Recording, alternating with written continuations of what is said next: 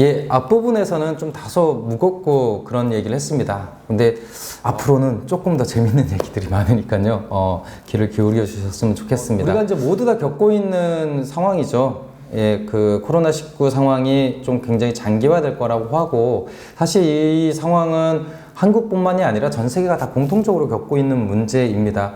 흥미롭게도 이 코로나19 상황이 벌어지면서 다시 이야기가 되는 것 중에 하나가 이제 재정의 기능과 관련된 내용입니다. 그러니까 경제가 멈췄죠. 왜냐하면 사회적 거리두기 뭐 이런 것들을 하면서 다들 집에 있거나 혹은 출근을 자제하거나 혹은 어쩔 수 없이 거리를 나간다 하더라도 이제 대면이나 이런 것들을 할 수 없는 상황이 만들어지고 있습니다.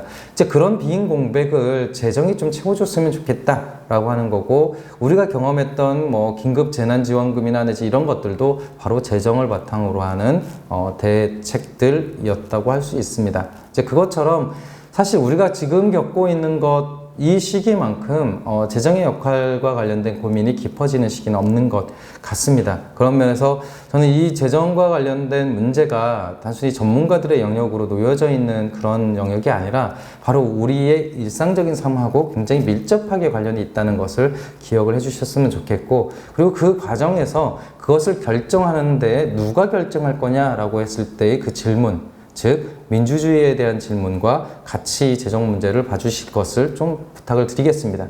사실 이게 다른 얘기가 아니라요, 참여예산제에 대한 얘기입니다. 그러니까 참여예산제는 곧 재정에 대한 문제와 민주주의에 대한 문제를 같이 다루고 있는 주제이거든요. 그 내용을 한번 살펴보겠습니다. 이게 이제 재정 구조입니다.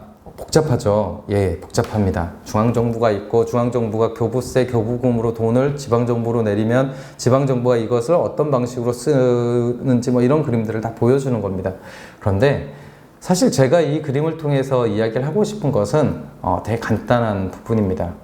출발점하고 끝나는 부분만 보셨으면 좋겠는데요. 어디서 시작을 하죠?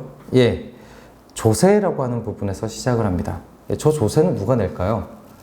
이 영상을 보시는 여러분들을 포함한 시민들이 내는 겁니다. 그러면 이 복잡한 재정 과정을 거쳐서 어떻게 끝이 나죠?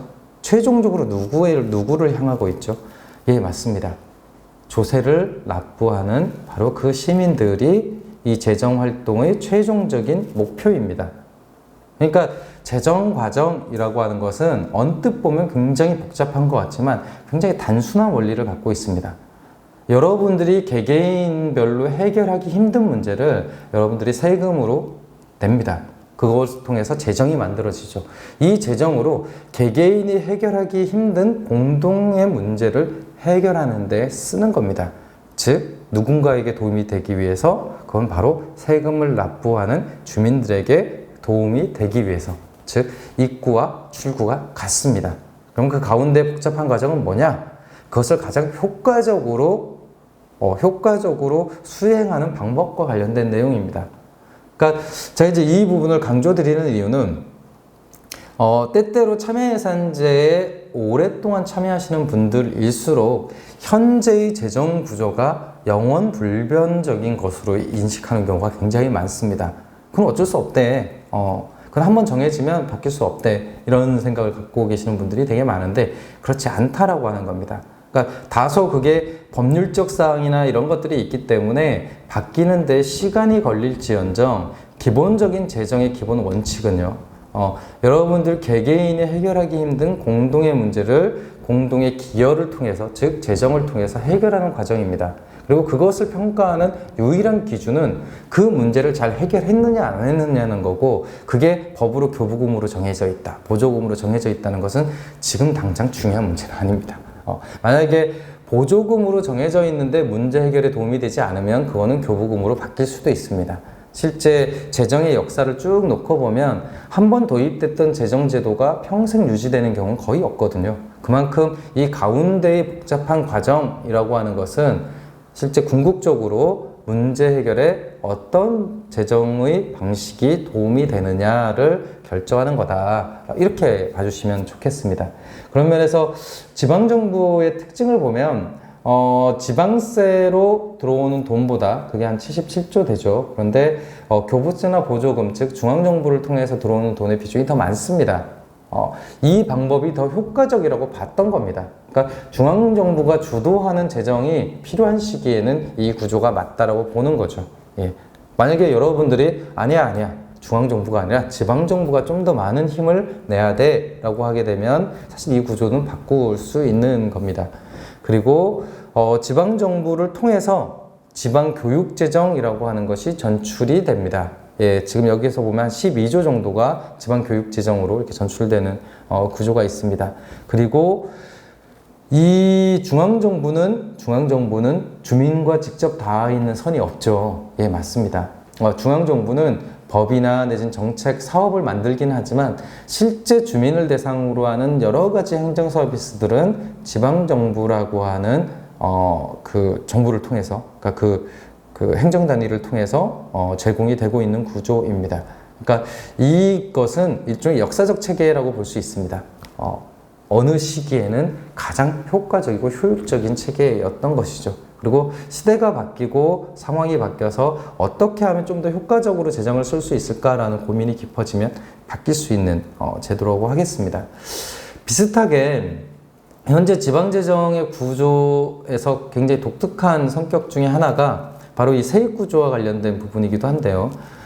보시면 아시겠지만 취득세가 28%이고 그 다음에 재산세가 13% 정도이죠. 두 개를 합치면 한 40%가 좀 넘습니다.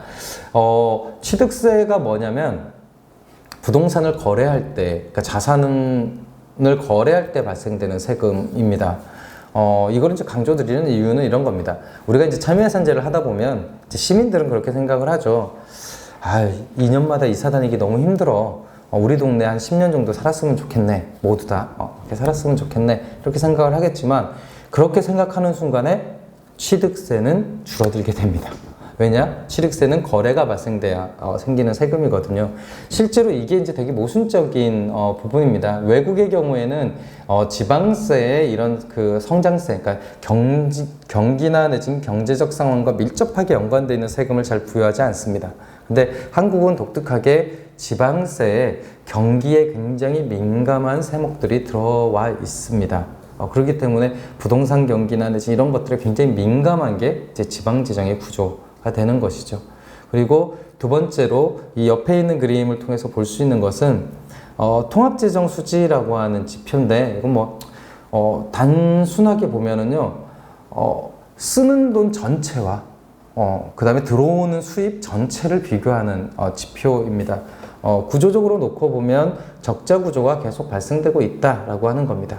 근데 지금 지표로는 적자가 잘 보이지 않아요. 왜 그러냐면 전년도에 남은 돈들 때문에 그렇습니다. 그러니까 전년도에 남은 돈이 있으니까 그걸로 적자가 좀 메꿔지는 구조이긴 한데 순수하게 통합재정 수지 측면에서 놓고 보면 계속 지출이 수입보다 좀 많은 편이다 라고 하는 게 특징이겠습니다.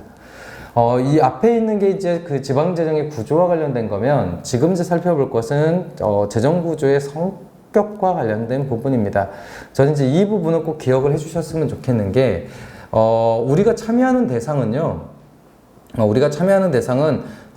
행정이 행정대로 하는 예산과 별도의 뭔가가 있는 게 아닙니다. 예, 행정이 하고 있는 예산 체계에 직접 참여를 하는 거거든요.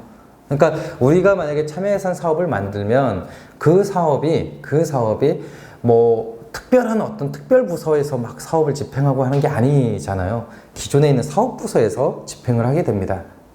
기존에 있는 예산서에 들어가서 기존에 있는 사업부서에서 집행을 하는 구조이죠. 그렇기 때문에 기존의 예산 구조 혹은 사업 구조가 어떤 구조인지를 알 필요가 있습니다. 특히 여기서 말씀드리는 성과주의 예산 체계라고 하는 것들이 사실 거의 모든 중앙정부, 지방정부의 재정 운용의 기본 원칙입니다. 성과 중심의 지방재정 운용이라고 하는 것의 핵심은 뭐냐면 돈은 한정되어 있다.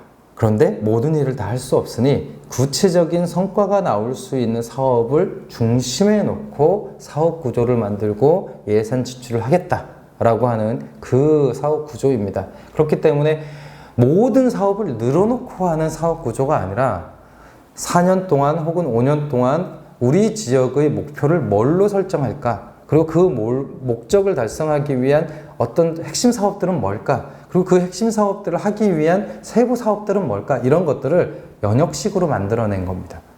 그리고 우리가 만들어내는 참여예산 사업은 그 구조에 하나로 들어가는 겁니다.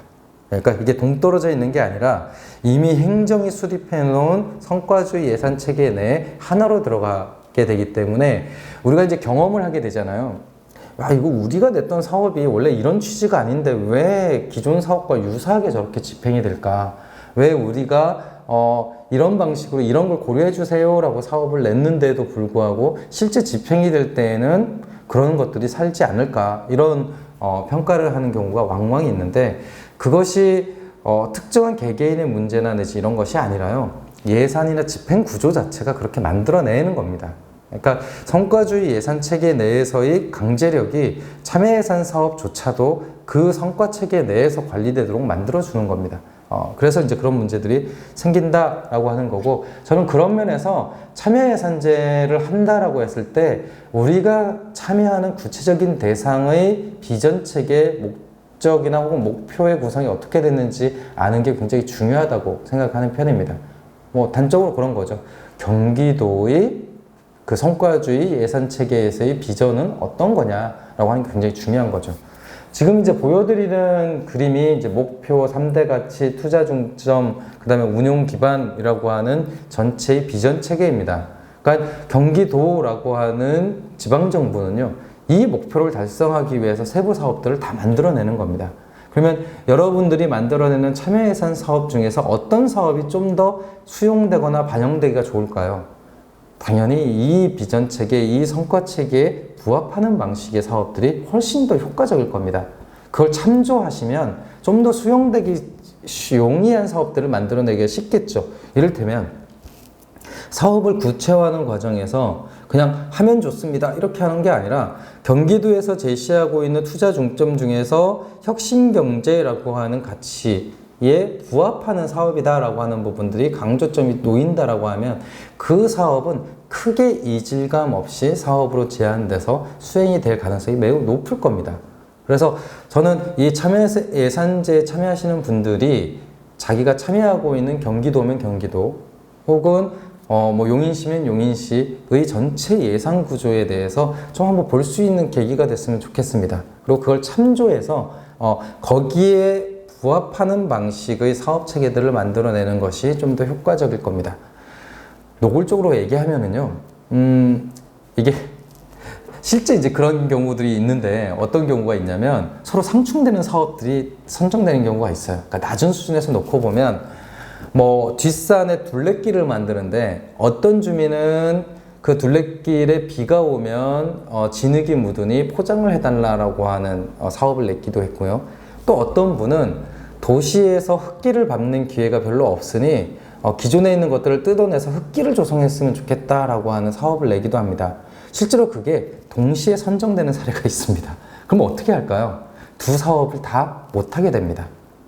그러니까 이 얘기는 뭐냐면, 우리가 참여예산 사업을 하다 보면 개별 사업 중심으로 접근을 하게 되는데, 사실은 개별 사업 중심으로 접근하는 것이 아니라 그런 것들이 서로 영향을 미쳐서 어떤 목표 혹은 어떤 방향을 가지고 있는가를 진단하는 게 굉장히 중요하다는 거죠. 그러니까 앞서 설명드린 건 굉장히 이제 사소한 사례인데요. 가치나 내진 지향을 놓고 보자면 서로 상충해버리면 이게 성립되기가 굉장히 좀 힘든 사업 구조를 가질 수 있습니다. 어쨌든 그런 면에서 이 경기도가 가지고 있는 재정의 그 비전 체계 혹은 목표의 구조, 이런 것들을 한번 보실 필요가 있고요. 그런 것들을 어떻게 보냐? 이미 다 공개가 되어 있습니다. 저는 재정이나 예산과 관련된 이야기를 할 때 제일 강조드리는 건 뭐냐면, 예산과 재정과 관련돼서는 워낙 시민들의 감시나 이런 것들이 오래되었고 그것에 굉장히 민감하기 때문에 웬만한 재정 정보나 예산 정보는 많은 경우 공개되어 있다라고 하는 걸 강조드리는 편입니다. 다만 그것을 잘 활용하지 못하고 그 내용들을 우리식대로 잘 해석하기가 힘든 것 뿐입니다. 이를테면 경기도의 홈페이지에 들어가면 소위 정보 공개, 소통 참여 각각의 메뉴에서 저 예산 구조를 볼 수 있습니다. 저는 이제 정보공개 메뉴에서 예산 결산 메뉴를 통해서 확인한 건데요. 보시면 예산이란 세입 세출 예산서, 결산 정보, 기금 운영 계획, 지방재정 공시, 성인지 예산서, 뭐 낭비 사례집, 중기지방재정 계획, 투자, 출자, 출연 기간에 대한 예산서, 경기도 예산 개요 이런 내용들이 다 공개되어 있는 것을 보실 수 있습니다.